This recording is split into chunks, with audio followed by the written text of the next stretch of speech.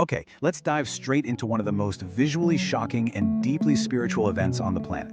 Welcome to today's breakdown of the source material, where we're exploring a massive, dizzying collision of ancient magic, extreme physical endurance, and mass spiritual possession. We are looking at the annual Wai Kru Festival in Thailand. It's a gathering that completely defies modern logic and drops us right into the heart of living, breathing mythology.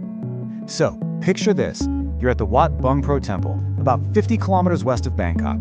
It is a sweltering day, and over 10,000 people are packed shoulder to shoulder in the courtyard. At first, there's just the serene silence of meditation, but then suddenly, that silence is shattered. Men and women all around you start growling, hissing, and physically contorting their bodies. You'll actually see people leap through the air, their hands formed into claws, surging right over the massive crowd like wild animals. To an outsider, it is a completely bizarre, even frightening spectacle. But for the people there, this is a profound, undeniable spiritual reality. Now you might be wondering, what on earth triggers thousands of everyday people, we're talking policemen, soldiers, shopkeepers, to suddenly fall into this mass animalistic trance?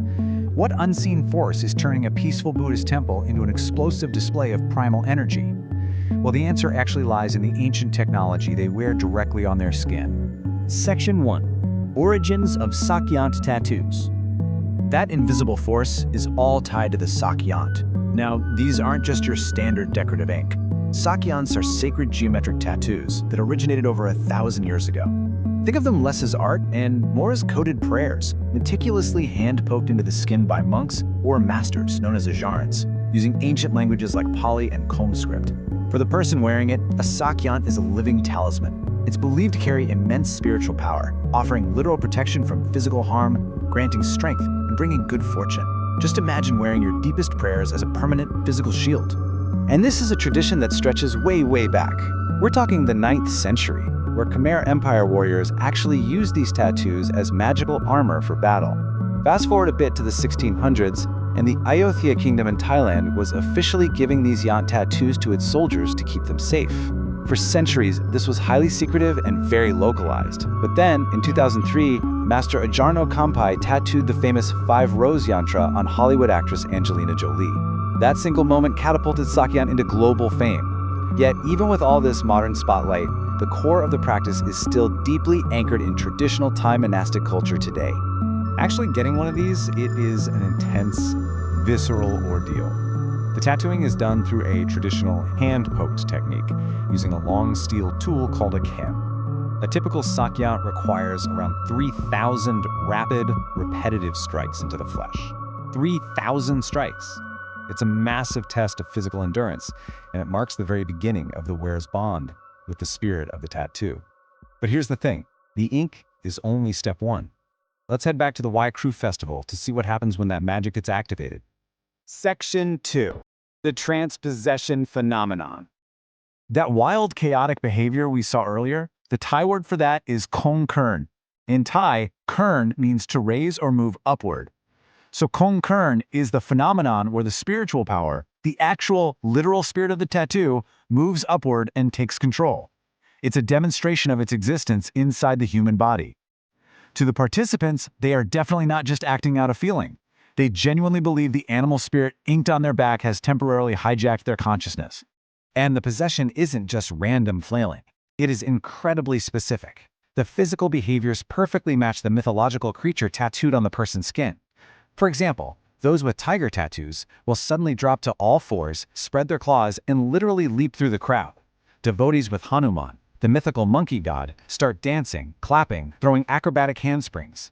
People with wild boar tattoos roar loudly and just run blindly forward. And get this, those with eel tattoos will actually drop down and glide effortlessly along the temple floor. It's a deeply embodied, highly specific expression of their culture. So how exactly does this unfold in the middle of a festival? It follows a really fascinating sequence. First, the massive crowd sits in deep, silent meditation, focusing intensely on their master. But ironically, that profound serenity is the trigger. Focusing so deeply sparks the second stage, Khongkurn, where the physical possession kicks in. As the spirits take over, the third stage hits. They run uncontrollably, possessed by their animal, rushing straight towards the shrine of the temple's grand master to pay their respects. Finally, to keep the entire courtyard from descending into total chaos, the monks perform a calming water blessing to snap them out of the trance and bring them back to reality. But You have to ask, why put yourself through this exhausting ordeal every single year? Section 3. Recharging power and purifying karma. This brings up a brilliant disconnect between the temple leadership and the actual crowd. If you talk to the monks, the Wai Kru, which literally means honor the teacher, is just a moral ritual. It's a chance for disciples to show gratitude and pay homage to their masters. But if you ask the devotees in the crowd, totally different story. They view the festival as a strictly necessary therapeutic ritual. To them, it's an annual requirement to physically recharge the tattoo's magical power and purify any dark karma they might have picked up over the past year. One devotee summed it up absolutely perfectly with this quote: "It is like recharging power, like fueling up the car." You see, breaking the master's moral codes in everyday life, like drinking too much or lying, is believed to slowly drain the tattoo of its protective magic. Without this annual festival to refuel that magic, they believe they'd be left spiritually unprotected from all the dangers of the world. It is literally like a spiritual software update that you absolutely cannot afford to skip. So this recharging has to be officially completed by the masters. But there are thousands of people in a trance, way too many for the monks to bless one by one. So the climax of the Wai Kru takes a very dramatic turn. Monks actually bring out high-pressure hoses and spray consecrated water over the tightly packed, frenzied crowd. And the moment this holy water hits them, it's like a switch flips. The possessed attendees instantly calm down, they rub their faces, they scramble to collect the holy water in plastic bottles to take home, and they leave feeling completely purified and recharged for another year. It's an awe-inspiring tradition. But as this ancient practice crashes into the 21st century, it brings up a very real tension. Section 4. Sacred tradition versus modern safety. When we step back from the magic for a second and look at the medical reality of how these tattoos are applied before the festival, health experts are quick to point out some stark risks. Documented practices at some traditional venues show needles kept in glass bottles with alcohol, rather than being sterilized in hospital-grade autoclaves. Remember those 3,000 strikes? Those needles are repeatedly dipped into shared communal ink pots. Plus, the same cloth is often used to wipe blood across multiple recipients throughout the day. From a strictly medical standpoint, hepatitis C can survive outside the body for up to 6 weeks in wet environments like that, and studies actually show a 5.74 times higher odds of hepatitis C transmission in non-professional tattoo settings. Yet, when safety experts bring these modern sterilization protocols up with traditional practitioners, the response they get is rooted entirely in faith. One practitioner said, and I quote, "The Buddha will protect from illness. If you believe in magic, then you shouldn't worry about the danger. The Yant will protect you from that." It is just a profound testament to the absolute, unshakable faith these practitioners have in the spiritual shield of the Sak Yant. And right here is where the story takes a truly fascinating turn. Because despite all that medical data we just talked about, and the clear gaps in sterilization, public health records reveal a very surprising reality. There are no documented outbreak investigations of HIV or hepatitis tied to traditional Sak Yant practices in Thailand. The director of Bangkok's AIDS, TB, and STD Control Division has even openly confirmed this. It's a wild outcome, right? It allows both the very real medical concerns and the deep spiritual faith to just coexist in this strange, unexplainable tension. Which leaves us with this final thought.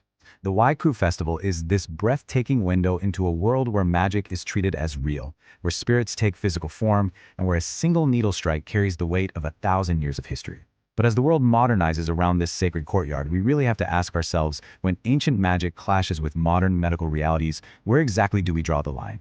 Does enforcing sterile modernity destroy the sacred magic, or does it simply protect the believer? It's absolutely something to ponder long after the hissing and roaring of the temple crowd fades away. Thanks for joining me for this breakdown of the source material, and as always, keep questioning the world around you.